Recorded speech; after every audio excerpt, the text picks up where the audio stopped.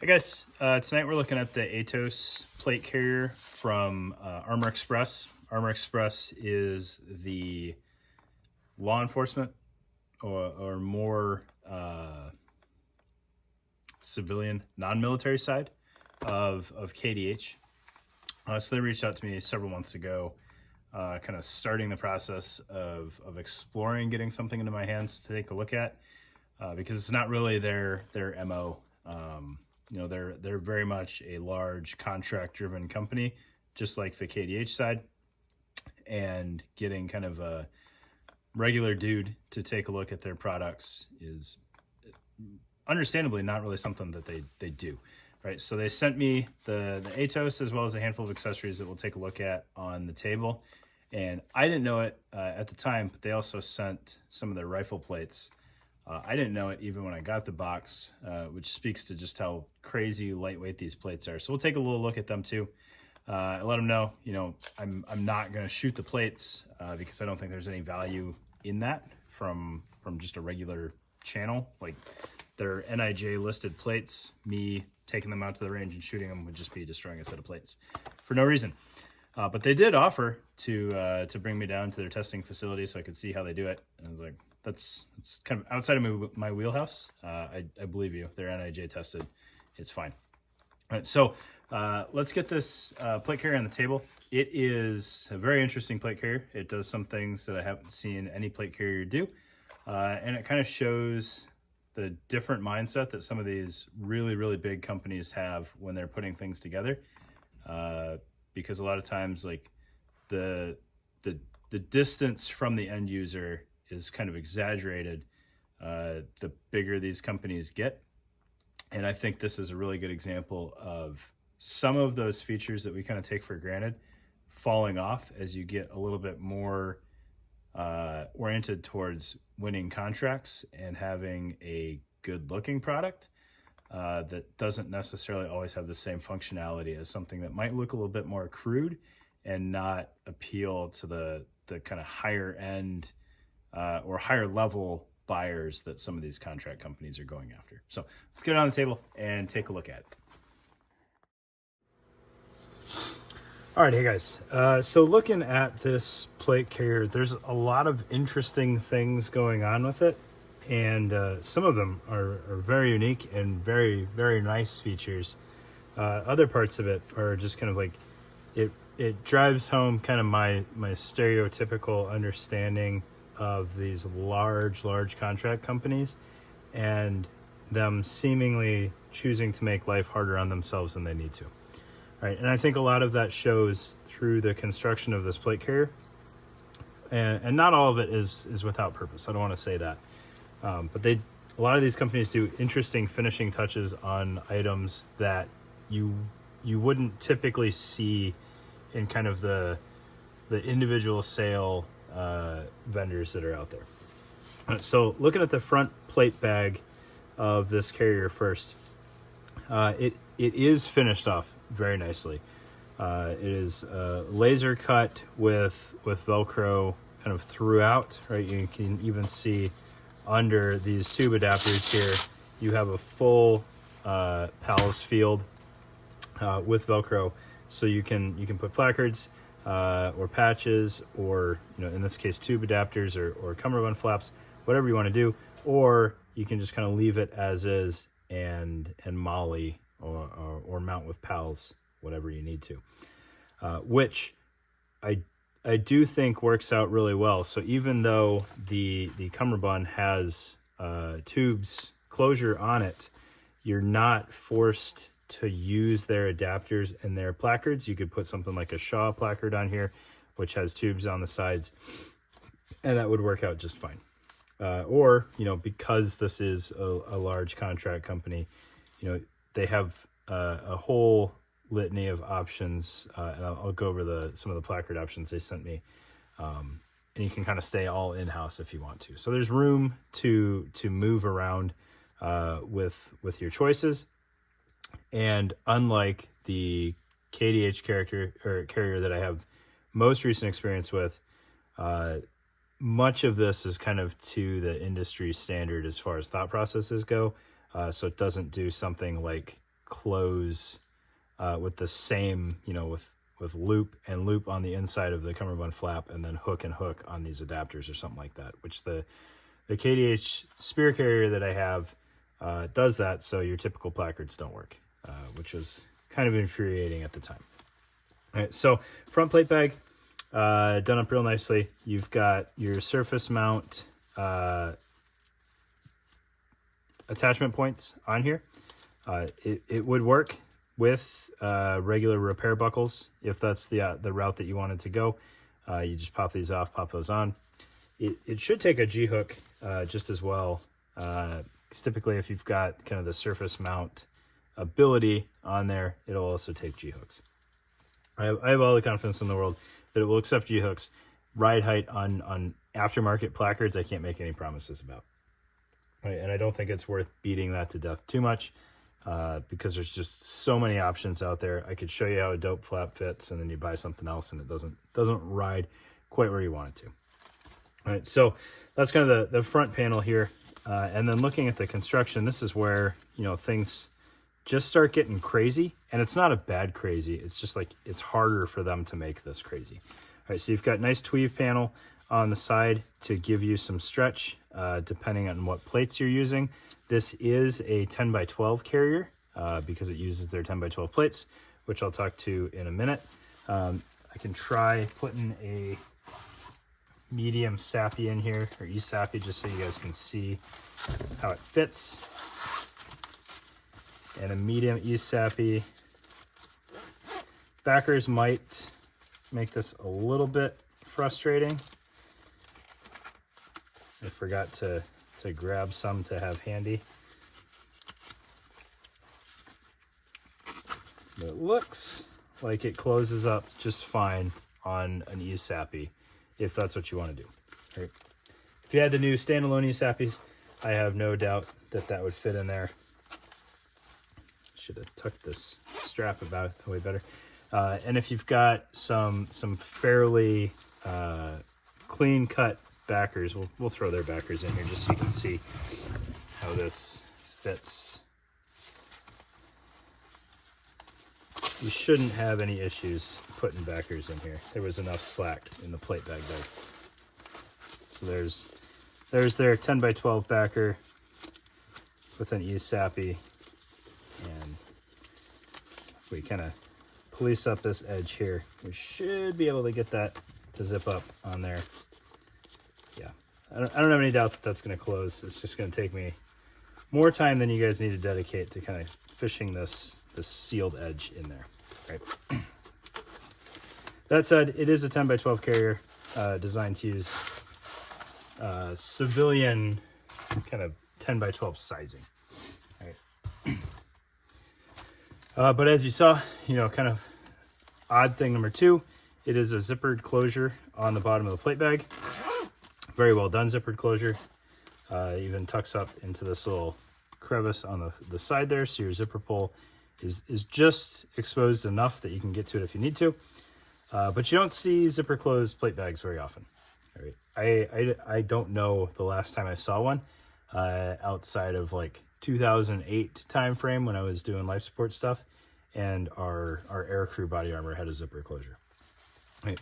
I am a little hesitant on zipper closures, only because like once the zipper breaks, it doesn't kind of zippers don't really like half break, right? Like once a tooth pops and the zipper pull doesn't work anymore, it's kind of all shot. Whereas if you've got Velcro and stitches start coming undone, there's some survivability there before it's a total fail. Right? It does look very clean though, which is kind of what I'm getting at with like these super large contract chasing companies. Like it looks clean to kind of the management level buyers. All right. Additionally, these are lined, they've licensed ice vent or body armor vent. I don't remember the exact name, body armor vent. Panels as the interior face of the plate bag. So these are not mounted on here at all. They're not Velcroed on like the kind of aftermarket option. I keep catching that thing there. This is not the zipper's fault. This is me messing around with this too much. But you can see the body armor vent is the interior face there. What did I snag on here? Man.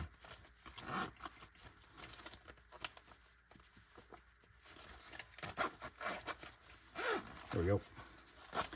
I had the seam in there. That's my fault, right? This feature is awesome. So if you haven't used these body armor vents before, I hadn't either. I've had them both. I think I've had Gen 1 for a while, the one with the bulb that you had to inflate. Never got around to using them because you had to put a sticky back hook on the inside of your carrier to mate with this, which I always thought was backwards and didn't make any sense to me, and I didn't want to commit to using these forever. This is just part of the plate carrier. Incredibly comfortable. It's not like spacer mesh where it's going to retain a bunch of heat. It has these little kind of inflated nodules here, which give you room to move sweat and air around without trapping that heat like spacer mesh can do. And you can see all these relief holes in here to help, drive that air out as well. Very nice, very comfortable. Ironically, the plates are so lightweight that you really don't need it on here. But if you're using heavier plates from other folks, I think you're really going to enjoy this feature. Right. And then there is this this Velcro strap in here to help retain your plates once they're in there. Right. That piece, unnecessary, in my opinion. The pocket is cut and sized very well.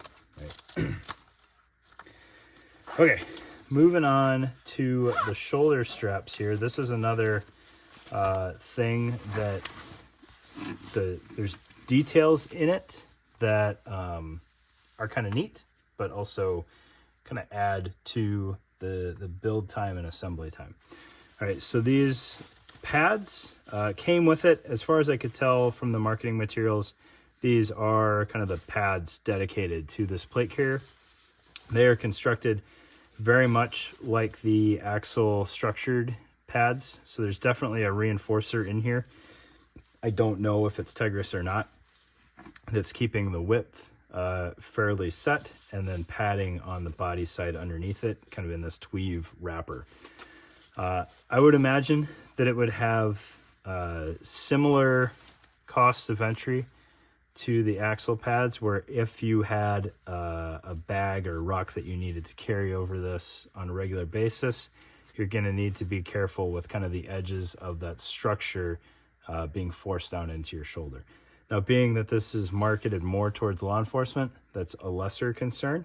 And I did really, really like the axle pads when I didn't have a ruck on top of them. So these should perform equally well.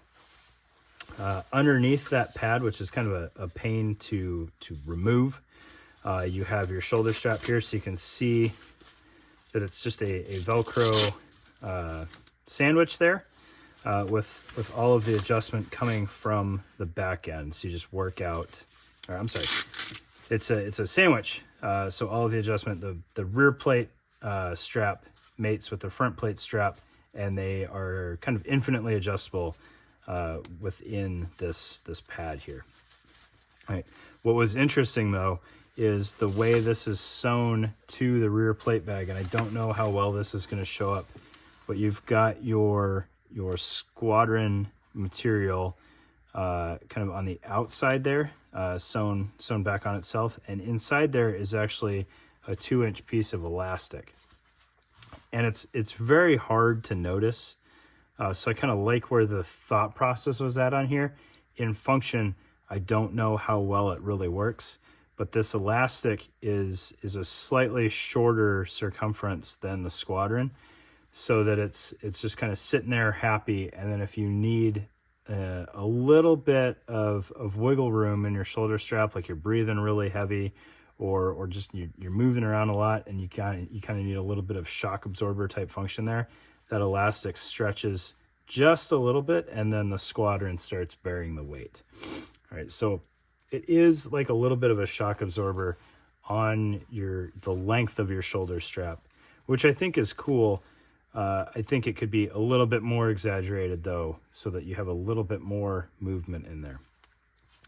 I've never seen that done before, and I really like the idea of it. In practice, I don't know how well it works. It's just not very noticeable, but I like the thought process, and I'm a fan of that. Right? And then you do have a little bit of laser cutting as you come into the shoulder strap there. You could clip your cop mic or your palm mic or whatever on there, your push to talk. Probably not much more utility than that, but if you wanted to put your microphone, offside from your shooting shoulder, you've got that ability. All right, looking at the rear plate bag here, you've got your cummerbund flap. So your cummerbund is, just Velcro attachment. Could be more Velcro on the flap, but it really doesn't hurt anything, because if you bring this in closer, you've still got good Velcro continuity. This isn't really doing anything, this Velcro here. It's just a little bit more attachment. And then if you brought it in too far, one benefit of that smaller square there is, as you take up slack in your cummerbund, let's say you've got these kind of meeting right in the middle, your elastic panel here isn't really being engaged by the hook on the flap, so it's not going to prematurely wear that elastic out. One piece of annoyance here, and this applies to the front plate bag as well, and I'll show you that on the placards, is everything is kind of closed off with this Velcro here. So once you close the flap, there's this little pocket that you bend this around and Velcro in. All right, so rear plate bag, I don't have any huge issues with that. It is going to limit your ability to do something like a roll one, or if you had a charge pocket or something like that you've typically used as like a rear dangler. It's going to prevent you from doing that, but it does provide added security on the cummerbund flap being closed. On the front side with your placards, you also have that. Not a fan of that. It really doesn't do much. There's not a lot of things that are going to snag on the bottom of your cummerbund, and it completely limits the ability to use danglers on this plate carrier because you've got the zippered closure and this, so there's really no exposed Velcro, which is a little annoying. But again, it's when we're talking about products like this now, it's no longer personal preference in the purchasing department. It is what the department wants, right? You do have a drag handle. Not a huge fan of drag handles on plate carriers. This one, I don't have a ton of confidence that you could actually pull somebody with it. For carrying your plate carrier around, it's probably going to be plenty strong for that. But we've known for quite a while that like actually dragging folks with drag handles on the back of plate carriers, like you got to put some pretty deliberate thought into that to make it durable enough to happen more than once, or even once with any real duration behind it, right? In theory, law enforcement probably shouldn't have to drag somebody very far, but not my wheelhouse, right? And then looking at the cummerbund here, you do have hard mounted tubes. I don't know if these are not repair tubes, but if you needed to get these off of here for whatever reason, I don't know why you would. You could always cut it and then put repair tubes on there. All right, these are first fear tubes with the licensed liner, so they're putting quality stuff on their components. All right, the cummerbund is 6 columns of moly, right, which seems to be pretty average sizing, and it is all laser cut with a mesh liner. It's a very, very lightweight cummerbund, while still kind of looking like a solid cummerbund, right, kind of keeping that uniformity idea in place there. Skeletonized cummerbund may not look as professional. This is a pretty professional looking cummerbund. What is interesting though, so you've got your little bit of elastic here for stretch if you need it, good sizing ability in the back, and then you've got the tubes adapters in the front, which I think that configuration makes a lot of sense for law enforcement, where some days might be rainy, you got to put it over a rain jacket, or it might be colder that day. You do have that kind of last minute sizing ability under the cummerbund flap, which is nice. But I did notice on their website. So you've got this sleeve on the interior side of the cummerbund, which makes sense for armor panels. They also have I believe it's Tegris, but like a frame sheet for it. So if you want a structured cummerbund, you can slide that in here, and then there's this little, the catch goes both ways. So you now have essentially a frame sheet inside your cummerbund, making a rather structured cummerbund. As far as like AVS, JPC function, or I'm sorry, SPC functionality, it's not going to be there. But your structure for mounting heavier pouches on here and not having this thing like crumple on you is going to be there. I don't know that I've seen that done before, and I like it. It's a neat concept. All right. Okay, so that's kind of the plate carrier and everything that you need to know about that. So let's get that out of the way for now and look at some of these accessories that they sent me. All right, so they sent 3 different placards, right? This is a straight PALS platform placard, which pairs well with the MOLLE front on there, so you can just mount whatever pouches you want. All of these, I do want to say, are a little bit skinnier than I think they should be. This one, not so much, right? It's PALS pretty much to spec, so you should be able to mount things on there without too much issue. This triple mag panel, it works. These are all sized appropriately. They're not stretchy though, so re-indexing is a little tricky, especially with these steel mags. I'm sorry, the metal mags. P-mags slide in there a little bit easier, but it does fit 3 mags. It's got the nice first spear pull tabs on them, and then some PALS-esque cutting on the front, so that if you have a 5-column pouch, you can put it on there. I think some of the Blue Force gear pouches are set up to mate with that, to pair well with their stackable 10-speed. So you do have some options there, or obviously you can put pistol mags or tourniquets, or just lash something on there if you want.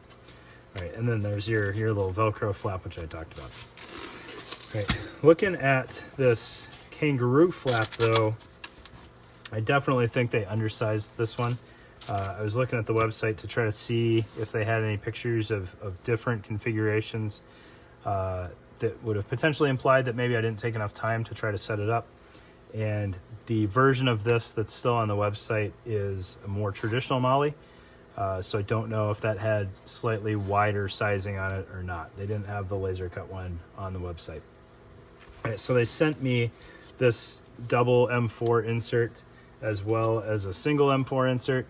I couldn't finagle that in there with these and get 3 mags in there successfully. And then they also sent this double pistol insert. I didn't have as high hopes that this would fit in there, but trying to do 2 pistol, 2 rifle, it's just a little bit too narrow for that to work as well. And I think you can kind of tell that it's going to be that way with these outer laser cutting kind of wrapping around the perimeter of the magazines. Right? So does that mean it's useless? No, especially as a primarily towards law enforcement. You could put 1 rifle mag, a double pistol, and probably shove a tourniquet in there. That would work out fine. They also sent this flashlight pocket, which is just kind of almost like a taco, but set up to go in a kangaroo pouch. You could very reliably fit one primary mag, a couple secondaries, and a flashlight in this placard. Right? I don't necessarily think that it needs to fit 3 rifle mags, but sizing it just a little bit bigger would be nice.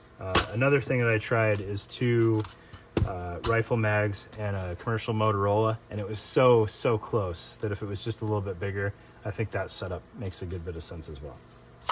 Another pocket that they sent me to try in here. This one, this was a good idea, I think, on their part that doesn't pan out in reality. They call this their IFAC pocket. It would fit in there, not reliably with even 1 rifle mag in there, but you could stack this one and it wouldn't cause too much issues. You just lose a little bit of the body of this pocket, but it's really just an open pocket that you could stick some semblance of first aid supplies in there. In reality, like you could probably do better with just the single rifle insert in here and the placard itself, because the placard will close on itself. If I take these out here and kind of show you what I mean. It's got one side loop and one side hook. So if you didn't have anything in here, it'll close up pretty well. But if you had, you know, just let's say this one rifle mag in here, you know, the rest of this will kind of stay shut, like almost like a Velcro top GP pouch, and you could put your IFAK stuff in there. I think better. I don't know. Either way, not a ton of room for a full IFAK. I think in the picture they've got like just a single quick clot in here. Right. But you know, all that to say, I talked to a couple of the folks from Armor Express, to include one of the guys from marketing, and they seemed very, very open to feedback and potentially new ideas for placard configurations. They have many more on the website. They've got one with like 2 rifle mags and a true kind of IFAK mounted externally on there. They've got one that's like one big GP pocket. Lots of options. Don't take this one being slightly undersized as like there's not a placard for you. Okay. And then looking at the plates, you know, I appreciate them sending them to me. I don't have a ton of things to say about plates. I'm not a huge body armor nerd as far as the specs go, but I don't think that I have ever felt a rifle plate, granted this is in conjunction with plate, that's this lightweight. It is crazy lightweight. Like I said in the intro, I didn't even know they were in the package until I opened it up, because the whole package together barely felt like a plate carrier in there. Spec sheet is on the website if you guys want to take a look at it. It is NIJ listed. And it is in conjunction with, which I think makes a lot of sense for law enforcement, because you probably have pistol armor on under your uniform already. You don't need standalone plate carriers. In most instances, you just throw this on over your uniform. So if that's the setup you're rocking, you know, don't even bother with this. Then the sappies again makes sense, because you could have these sappies and then have pistol armor on underneath. But yeah, these are crazy lightweight. I'm sure there's other plates out there that are lighter. I don't know how much these cost. I don't know how much any of this costs, actually. I looked on the website, and it's one of the ones where you got to kind of register and I think put in like a purchase request, and then they'll invoice you. So I don't know what any of it costs, but very cool stuff. The plate carrier, not at all kind of the look that I'm used to. They do consider this kind of their premium plate carrier. Some of the lower end options have kind of inherently more flexibility because they don't have some of the construction on here. But very, very cool setup. This feature, huge fan of, especially if you are, you know, wearing plate carrier all day, every day. Really, really dig that they put forth the expense to license this and sew it straight into the plate carrier. So cool stuff. Huge thanks to the Armor Express guys for kind of taking a shot at having a guy look at their stuff. Especially my opinions on KDH stuff that I've used in the past is not a secret. So thanks guys for the time. Sorry if I rambled. A lot of stuff to cover and interesting stuff at that. So thanks.